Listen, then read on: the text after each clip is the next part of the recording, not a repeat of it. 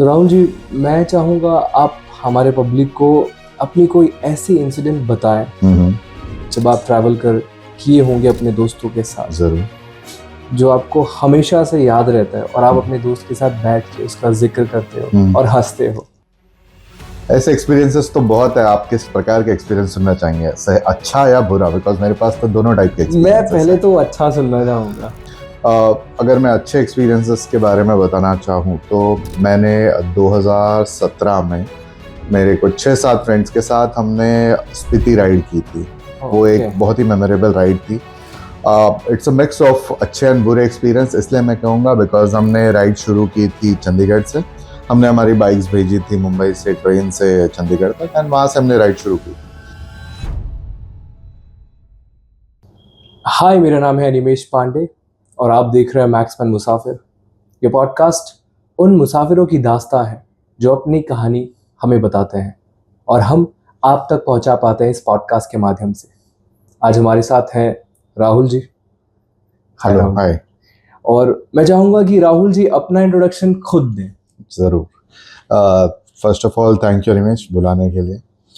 मेरा नाम राहुल है, मैं मुंबई से ही हूँ और ट्रैवलर हूँ हॉबी से, बट देन प्रोफेशनली मैं एक मार्केटियर हूँ। तो इस वजह से मैंने इंडिया को लेंथ एंड डेप्थ में देखा हुआ है। इंडिया के काफ़ी पार्ट्स, नॉर्थ से लेके साउथ, ईस्ट से लेके वेस्ट तक कवर कर चुका हूँ, इधर प्रोफेशनली या फिर पर्सनल रीजन से। और मैं एक बाइकर हूँ। पिछले कम से कम 15 सालों से मैं बाइकिंग में हूँ। सोलो राइड्स, ग्रुप राइड्स, छोटी राइड्स विद फ्रेंड्स, काफ़ी राइड्स कर चुका हूँ। जो मेरी पिछली पुरानी बाइक थी, जो अब मेरे पास है नहीं, अब मैंने जस्ट एक अपग्रेड की कुछ 1 साल पहले। उसके पहले जो मेरे पास बाइक थी उससे मैंने कम से कम क्लोज टू 56,000 किलोमीटर्स कवर किए थे मैंने उसके साथ। एंड उसके बाद अब एक नई बाइक मैंने अपग्रेड की है कुछ 1 साल पहले, जिस मैंने बताया। उसके साथ लाइक क्लोज टू 13-14,000 मैं अभी तक कवर कर चुका हूँ। और कुछ प्लान्स है इस साल के मेरे ट्रैवल के। I am looking forward to those plans. देखते हैं उसे कैसे करना है मुझे। So we'll go with the questions. Sure. Yeah. So yeah. So Rahul ji, मैं चाहूँगा आप हमारे पब्लिक को अपनी कोई ऐसी इंसिडेंट बताएं जब आप ट्रैवल कर किए होंगे अपने दोस्तों के साथ, जरूर। जो आपको हमेशा से याद रहता है और आप अपने दोस्त के साथ बैठ के उसका जिक्र करते हो और हंसते हो। हाँ, ऐसे एक्सपीरियंसेस तो बहुत है। आप किस प्रकार के एक्सपीरियंस सुनना चाहेंगे, सही अच्छा या बुरा? बिकॉज मेरे पास तो दोनों टाइप के मैं एक्सपीरियंसेस पहले तो अच्छा सुनना चाहूँगा। जरूर। कुछ अच्छे एक्सपीरियंसेस तो इनफैक्ट काफ़ी सारे हैं। बुरे एक्सपीरियंसेस भी आते हैं जब हम राइड करते हैं ग्रुप में या छोटे ग्रुप में, क्लोज फ्रेंड्स के साथ। एक्सपीरियंसेस तो काफ़ी होते हैं। अगर मैं अच्छे एक्सपीरियंसेस के बारे में बताना चाहूँ तो मैंने 2017 में मेरे कुछ 6-7 फ्रेंड्स के साथ हमने स्पीति राइड की थी। वो एक बहुत ही मेमोरेबल राइड थी। इट्स अ मिक्स ऑफ अच्छे एंड बुरे एक्सपीरियंस, इसलिए मैं कहूँगा बिकॉज हमने राइड शुरू की थी चंडीगढ़ से। हमने हमारी बाइक्स भेजी थी मुंबई से ट्रेन से चंडीगढ़ तक, एंड वहाँ से हमने राइड शुरू की थी।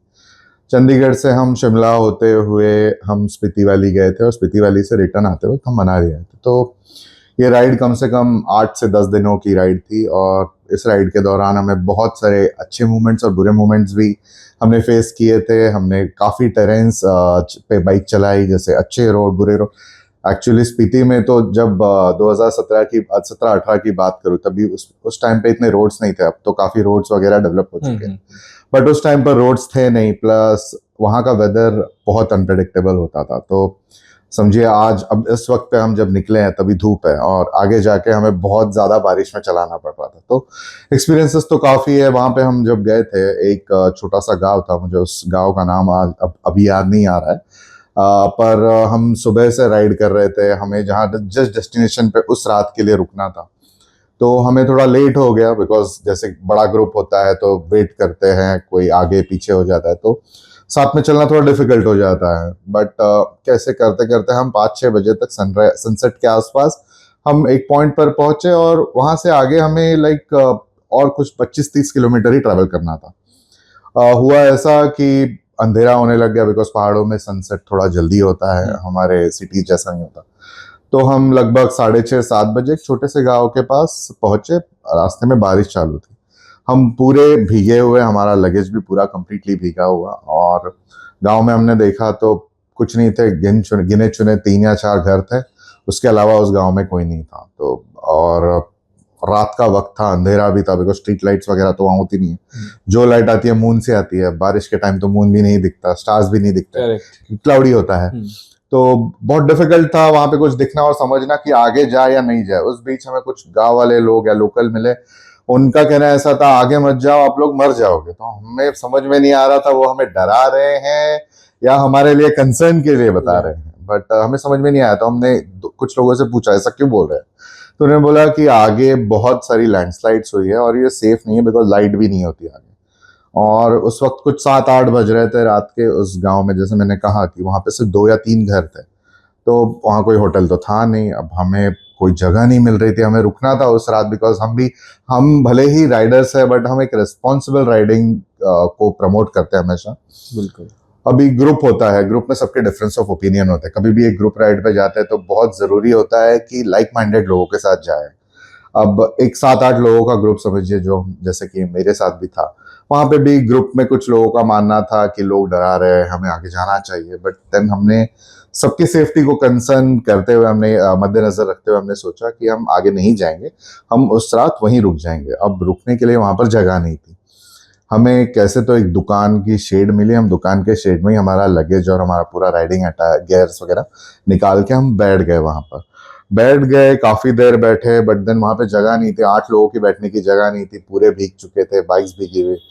उस कंडीशन में हमें बिल्कुल समझ में नहीं आ रहा था। हम कम से कम 8-9 बजे तक हम लोग जगह ही ढूंढ रहे थे रहने के लिए। उस बीच फिर एक गांव का जो कपल था वो आया हमें, और उन्होंने हमें पूछा कि क्या हुआ, आप लोग यहाँ क्यों रुके हो। तो हमने उन्हें बताया कि ऐसा ऐसा है, आगे आगे लैंडस्लाइड हुआ है ऐसे बताया गया है हमें, तो हम आगे नहीं जा सकते, क्या आपको क्या लगता है हम जाने चाहिए। तो उन्होंने बोला अभी जाना बिल्कुल भी सेफ नहीं है, बिकॉज रात का वक्त है, बिकॉज यहाँ पे अगर कुछ हो जाए तो जो डिजास्टर मैनेजमेंट होता है या सिक्योरिटी फोर्सेस होती है जो हेल्प करने आएंगी, वो भी नहीं आ पाएंगी, बिकॉज आगे के भी रोड बंद है। तो उन्होंने हमें ये बोला आप यहाँ पे रुक जाइए, बट हमने बोला हमारे पास रुकने के लिए कुछ है नहीं, हमारे पास ना टेंट था, बिकॉज हमारे स्टेज जो थे होम स्टेज वगैरह में हम यूजुअली राइडिंग के टाइम पे रुकते हैं, हमारे पास कैंपिंग या कोई कैंपिंग का टेंट्स वगैरह भी नहीं थे। तो उन्होंने बोला देखिए आप चिंता मत कीजिए, आप हमारे साथ हमारे घर में रुक जाइए। तो ऐसे भी लोग होते हैं। हमारी एक जनरल टेंडेंसी होती है कि लोग आज के जनरेशन में हेल्पफुल नहीं है। उस वक्त हमें समझा कि देखो हम लोगों को किस नज़रिए से देखते हैं, पता नहीं कौन कैसा होगा। उस वक्त भी हमारे ग्रुप में कुछ लोगों का मानना था हमें नहीं रुकना चाहिए, ये लोग हमें लूट लेंगे, हमारा सामान ले लेंगे। तो ऐसी चीजें होती है यूजुअली। बट देन हमने डिसाइड किया नहीं, अगर वो अच्छे तरीके से बोल रहे हैं कि रुकना चाहिए, तो उन्होंने हमें हमारा उनका घर दिया, उनका बेडिंग भी दिया, उन्होंने हमें खाने के लिए चीजें भी दी, उन्होंने उनका गैस ऑयल हमें सब कुछ दिया, और उन्होंने बोला आप रात भर यहीं रुकिए, यही खाना बनाइए, और सुबह सनराइज होते ही अगर रास्ता खुल जाएगा तो आप आगे चले जाएंगे। उस रात हम डरते डरते सोए, तो बिकॉज वो गांव कुछ थोड़ा सा सही नहीं लग रहा था हमें। काफी मतलब अंधेरा था, लोग ज्यादा थे नहीं, लोगों के बिहेवियर थोड़े अजीब लग रहे थे, बिकॉज बाहर से आने वाले लोगों को सब लोग अडॉप्ट नहीं करते, रिसेप्टिव नहीं होते, स्पेशली छोटे गांव के लोग। तो हमें थोड़ा डर तो लग रहा था, बट देन हमने कैसे कैसे तो मैनेज किया, एंड हमने वहाँ उस रात हमने काटी। हमने वहाँ पे खाना भी उन्हीं के किचन में बनाया, उन्होंने घर दे दिया, बट उनके पास दूसरा भी घर था, वो खुद की फैमिली को दूसरे घर में शिफ्ट करके हमें उन्होंने एक घर दे दिया, रहने के लिए जगह दी। हमने वहाँ खाना वगैरह खाया, सुबह उन्होंने हमें ब्रेकफास्ट चाय दे के फिर उन्होंने बोला अब रास्ता खुल गया है और आप जा सकते हो। तो हम ऐसे इंसिडेंसेस आज भी मैं उस आदमी के पोस्ट वगैरह जब मैं इंस्टाग्राम पे देखता हूँ तो मैं उनसे अभी भी कांटेक्ट में हूँ। भले ही वो गांव एकदम छोटा है जिसमें सिर्फ 3-4 ही घर है, बट लोगों का दिल देखिए कितना बड़ा है कि वो एक बाहर से आने वाले आदमी को भी वो लोगों ने उस रात को ऐसे कंडीशन में मदद की, जो बहुत ही इम्पोर्टेंट होता है। बिल्कुल। और जैसे कि हमें पहली शाम को जैसे लोग बोल रहे थे कि आगे मत जाना आगे मत जाना, जब हम दूसरे दिन सुबह बाइक लेकर निकले तब हमें पता चला कि वो लोग क्यों ऐसा बोल रहे थे। क्योंकि आगे के जो रास्ते थे उन पे बड़े बड़े पत्थर गिरे हुए थे, कहीं कहीं पे तो रास्ता ही नहीं था, और कहीं कहीं पे नी लेवल तक कीचड़ था। तो उस कंडीशंस में हम रात को तो वो पैच क्रॉस कर ही नहीं पाते थे। तो कभी कभी ऐसा लगता है कि लोग, भले ही हमें ऐसा लगता है कि वो हमें डरा रहे हैं, बट देन हमें सबसे पहले तो राइडिंग में अपने आप की सेफ्टी को सबसे ज़्यादा इम्पोर्टेंस देना देना बहुत चाहिए, ज़रूरी है। बिल्कुल। एंड एक बार अगर ऐसे ग्रुप में हो तो किसी एक या दो लोगों को लीड लेने होती है डिसीजंस में। ये ऐसे टाइम पे सीनियरिटी या कौन सीनियर है, कौन जूनियर है, कौन मेरे से एज में बड़ा है, छोटा है, वो मैटर नहीं करता। इस टाइम पे राइट डिसीजन लेना बहुत ज़रूरी होता है। और जैसे कि हमने उस रात को लिया, इसी रीज़न से शायद हम 7-8 लोग वो ट्रिप कंप्लीट कर पाए। तो ये एक मेरे पास मेरा जो एक किस्सा था स्पीति वैली का, ये मुझे हमेशा यादगार लगता है। इम्प्रेसिव, मुझे कहानी बहुत प्यारी लगी। और मुझे ऐसा लगता है कि you are the guy who takes the decision in the group. Yes, you can say that. Basis the number of years of riding experience, plus जो मेरा इंटेंसिव बिहेवियर है, that is more people friendly, I would say.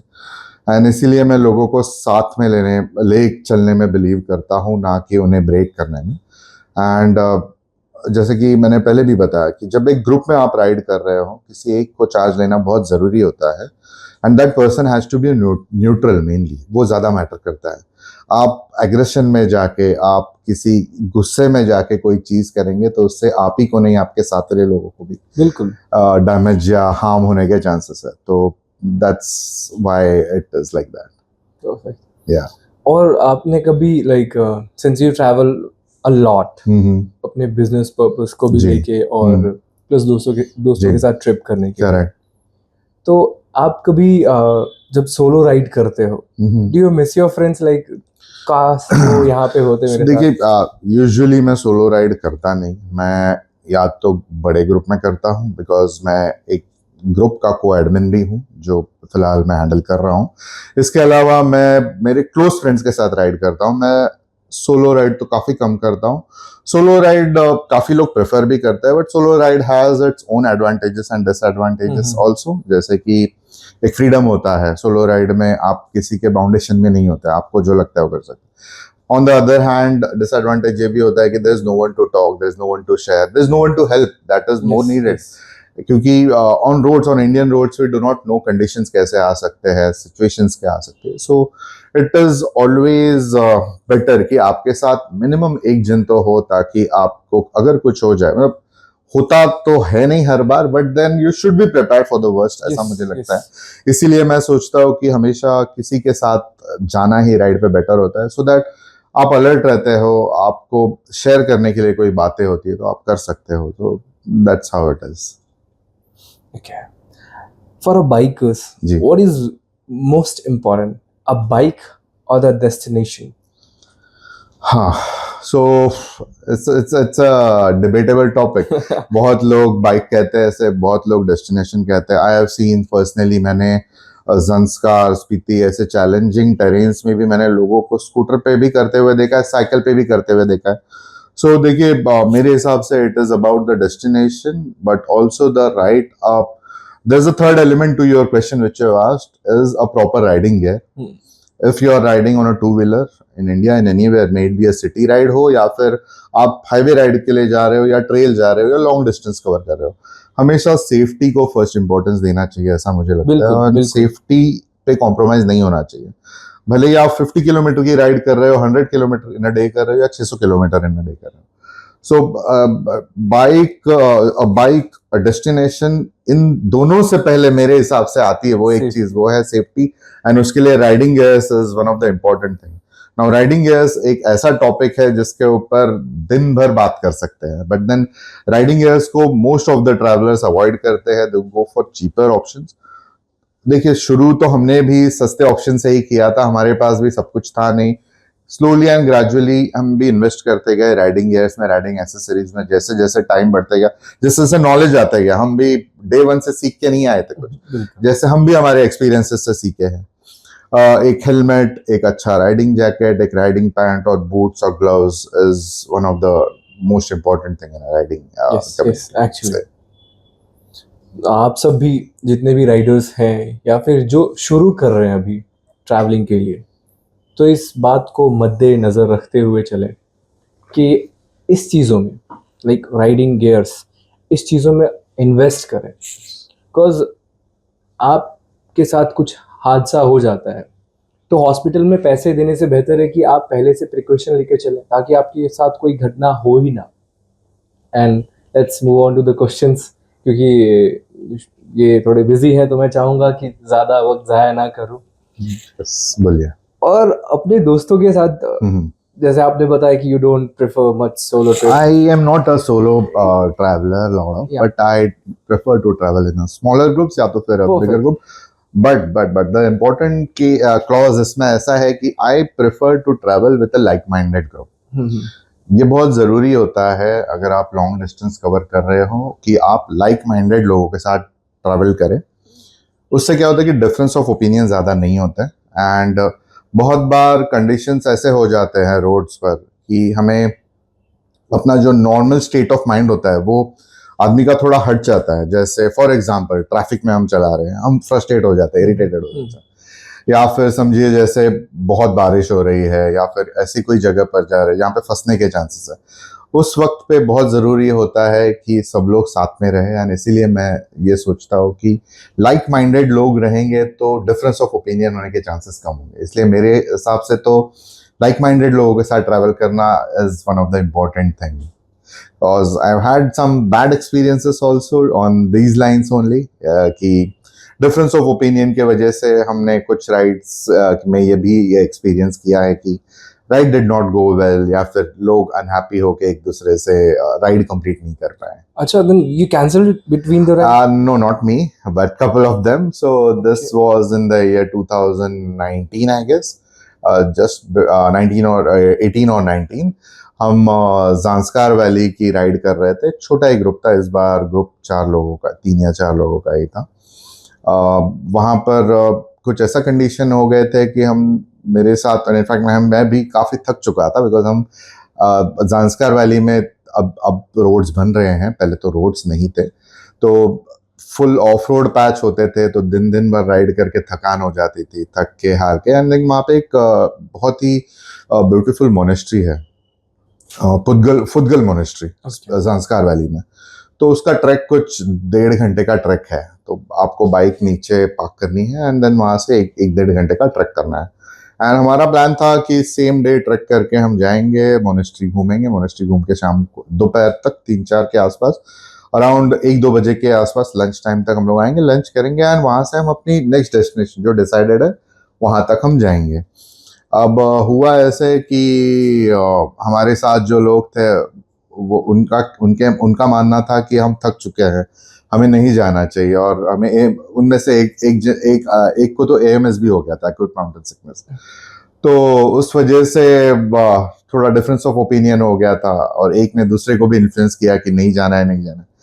But then ऐसे time पे देखिए acute mountain sickness एक बार हो जाए तो उसमें से बाहर निकलना इज डिफिकल्ट, तो ना हो उसके कुछ प्रिकॉशंस लेने बहुत ज़रूरी होते हैं, स्पेशली जब हम ऐसे हाई अल्टीट्यूड रीजन्स में जाते हैं, जांस्कार बोलिए या स्पीति वैली के कुछ एरियाज बोलिए या लद्दाख के बहुत सारे टेरेन्स बोलिए।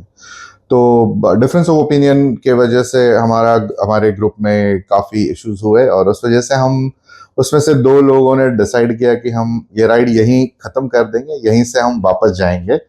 But then me as a person, like जैसे मैंने स्टार्ट में कहा कि मैं सोलो राइड प्रेफर नहीं करता, but then I was determined कि मुझे ये राइड कंप्लीट करनी है। मेरा next destination around distance wise पहाड़ों में पहली बात तो डिस्टेंस ज़्यादा नहीं होता, 20-30 किलोमीटर्स का डिस्टेंस हमें यहाँ लगता है सिटी में कम हो, बट जब हम वही डिस्टेंस पहाड़ों में करने जाते हैं उससे बहुत टाइम लग जाता है क्योंकि रास्ते खराब होते हैं।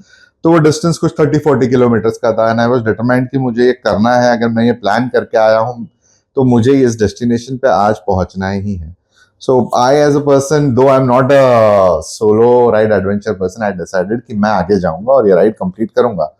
मैं आगे गया, कुछ आगे जाके मैं एक जगह पर फंस गया, लाइक नी डेप्थ लूज मट्टी थी, उसमें मैं फंस चुका था और वहां से निकलने का कोई रास्ता नहीं था।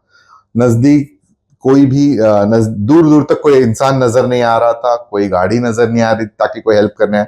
तो बेसिकली हुआ ऐसे कि वो स्लोप से उतरते वक्त 2 रास्ते थे, एक रास्ता बट वहाँ पे कोई बोर्ड साइन बोर्ड नहीं है तो समझ में नहीं आता, बिकॉज हम तो डेली नहीं जाते रेगुलरली एक्चुअली। तो हम तो चले गए बाइक लेके, ऐसे ही चले गए और एक सैंड पिट में, लाइक नी डेप्थ सैंड पिट में फंस गए।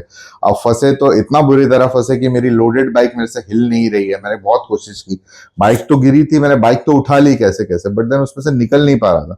और ऐसी कंडीशन में मैं कम से कम बोलूँ, अगर मैं बताना चाहूँ तो कम से कम आधा घंटा मैं ऐसे कंडीशन में रुका हुआ था कि मैं यहाँ से आगे कैसे जाऊँ। क्या मैंने बेवकूफ़ी कर दी कि मैं मेरे ग्रुप के साथ वापस नहीं गया, एंड या मैंने क्यों ये डिसीजन लिया।